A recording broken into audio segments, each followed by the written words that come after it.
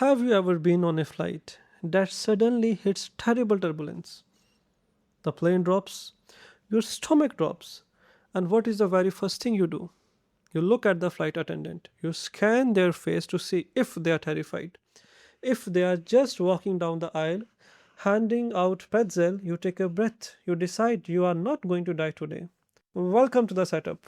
My name is Aman. I spend my days navigating business strategy and human behavior. This week, I have been thinking heavily around how we show up for people when the bottom completely falls out. It's on my mind because I realize I have been handling other people's pain wrong for most of my adult life. We are all desperately looking for that calm flight attendant in our daily lives. I see it at work all the time. When a project goes off the rail or a client pulls a massive deal, everyone looks around the room. They are looking for the person whose temperature doesn't change, the person who just absorbs the bad news and keep moving. When someone acts like they have seen the disaster before, it gives everyone else permission to stop panicking. But I was thinking about the flip side of this recently. What happens when the turbulence is not happening to us? What happens when a friend or a colleague is the one falling out of the sky?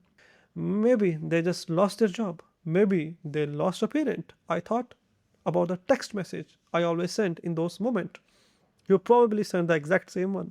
I'm so sorry. Let me know if you need anything. I sent that message for years.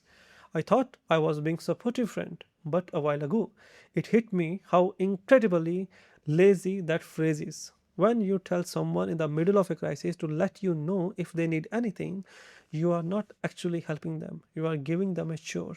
You are asking a person who can barely get out of the bed to manage your goodwill. They have to think of a task, pick up their phone, text you, or and ask for a favor. No one ever does that. Have you ever had someone reply to that text and say, "Yes, please come and wash my dishes"? Never. I had a colleague whose house caught fire a while back. They lost almost everything. I remember staring at my phone. I typed out a message, I deleted it. I typed another one, I deleted it. I felt completely paralyzed because nothing I could say was going to fix a burned house. I finally realized you don't ask, you just do. If you want to bring them dinner, don't text and ask what night works. Just drop the food on their porch.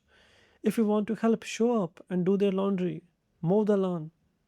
And if you have to use words, stop trying to find a perfect silver lining. I used to think my job was to make people feel better.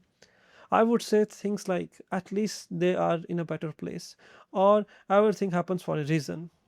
That's the worst thing you can say. It completely invalidates their reality. The most powerful thing you can do for someone is to just agree with the nightmare. You tell them that what happened is completely unfair. You tell them nobody deserves it. You sit in the mess with them instead of trying to clean it up so you can feel more comfortable. Being the calm flight attendant doesn't mean you have the magic words to fix the storm.